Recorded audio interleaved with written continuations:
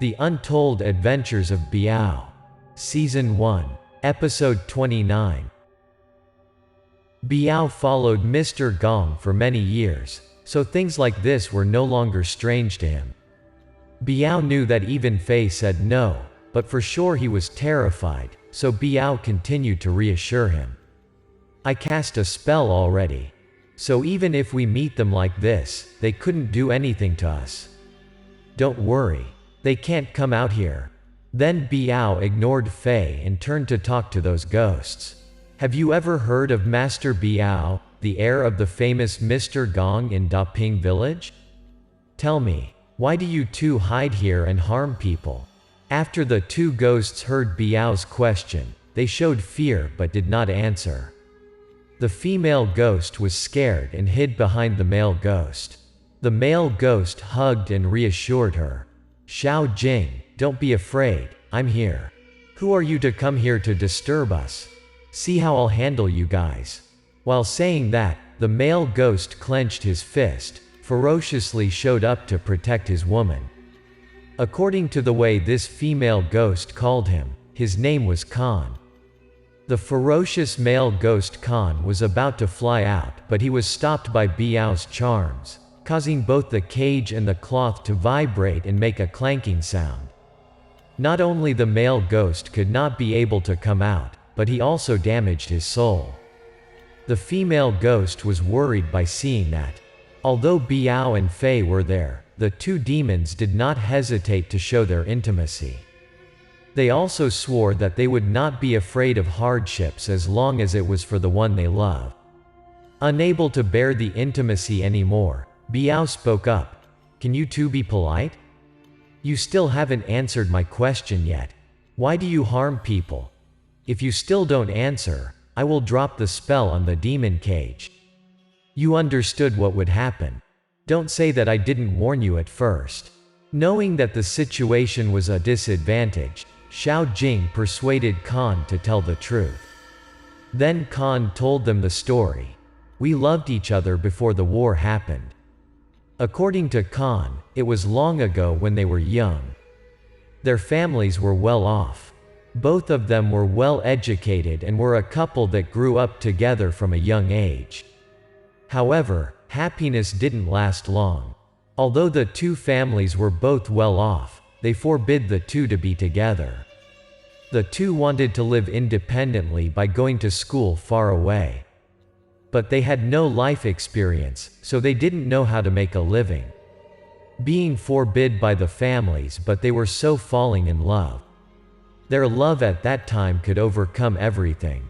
In the end, the two decided to die together so that no one could forbid them anymore. They hanged on this tree together. When the family found the bodies, they brought the bodies back to their own house for burial. However, since the two died, both families were not at peace. Every night there was a pitiful cry that made the people living there unbearable. The two families discussed, then decided to move and bury them together under the tree so that both of them could stay together. Khan and Xiao Jing knew that they would have to drink 5-flavored tea of forgetfulness to reincarnate in another life. But they didn't want to be apart, so they hid together and refused to reincarnate. After hearing their story, Biao was somewhat moved. But he still wondered why they stayed together already, then they still harmed people. Regarding this, the two ghosts mentioned that Shenlong threatened and forced them to harm people. Because they wanted to hide from the death god, the two of them had to ask Shenlong to protect them. Shenlong made a condition that they had to lure people to the tree and suicided. The couple felt harming people was also too cruel. So they did not want to continue and agreed to be reincarnated, but Shenlong refused to let them go. Hearing this, Biao immediately asked for details about Shenlong. Tell me, what shape is Shenlong? How many years has it cultivated? What kind of skills can control you like that? Fei standing next to him also wondered about Shenlong. But the question could not be asked. Suddenly a rooster crowed. Biao said to Fei, "Darn it.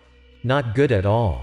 When they heard the rooster crowing, the two ghosts immediately panicked and wanted to leave the place. Biao said, "Hey, don't go.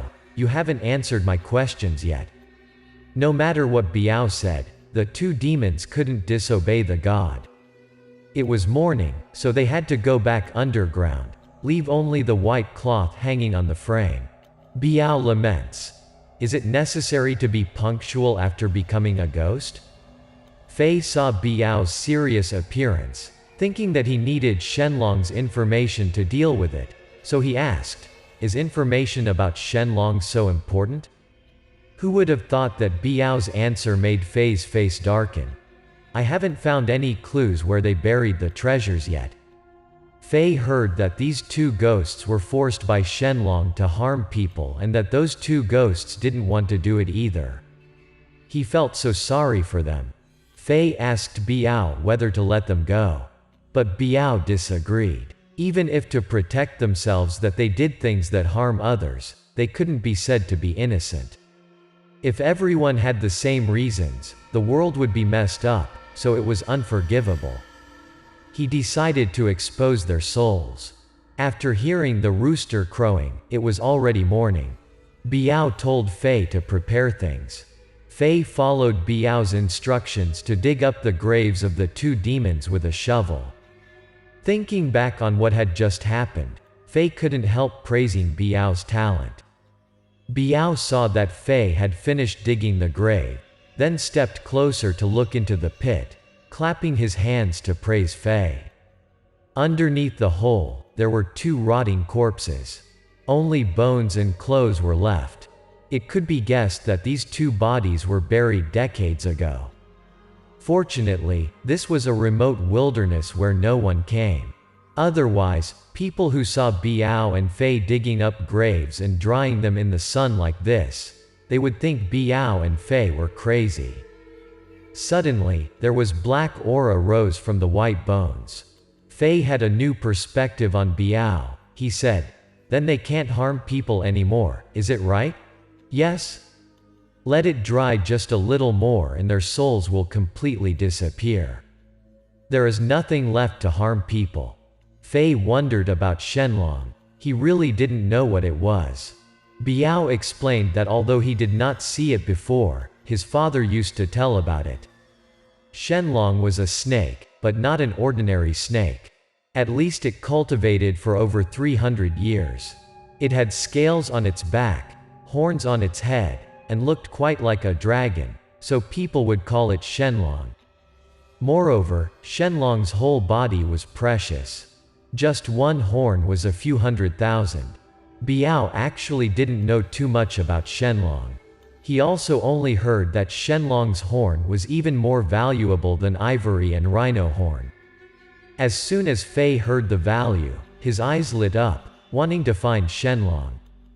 But Biao intervened. "Do you want to die? It's easy to say, but even calling my father here, still it won't be able to defeat it." While they were talking, a car came from afar. The person in the car getting off was Chin the Trouble. He happily walked towards Biao. "Oh, is it solved already? Son of Mr. Gong is different. It's true that like father like son." Although Chin was middle-aged, his personality was not calm and mature. Biao had a good impression of him because he was rich and generous, and he said what Biao wanted to hear.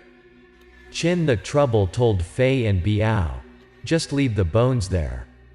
Let me ask the staff to come and clean up." Chin the Trouble said as he took a stack of money and stuffed it into Biao's pocket. At this time, Biao knew that he came to pay, and Biao had a better impression of him. Before getting into the car, Chin the Trouble also said out loud, "I paid off the remaining 1,000.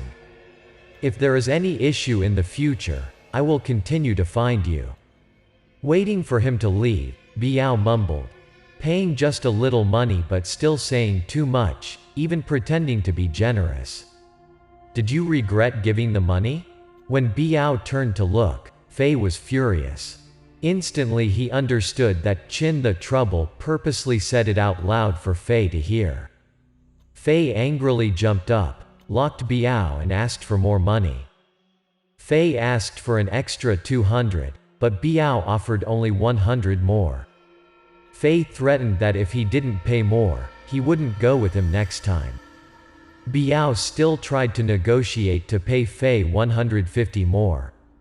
But in the end, because of Fei's threat, Biao had to agree. Fei did not expect that he was hanged by the ghosts and almost died, but only received such a small amount of money. He recalled the advice of Mr. Gong to stay away from people like Biao. Biao was so crafty that he didn't admit his fault either. When they got home, they were still arguing about money. Fortunately, Fei didn't know that Chin the Trouble had already paid Biao a part in advance. Otherwise, Fei would have asked for even more money.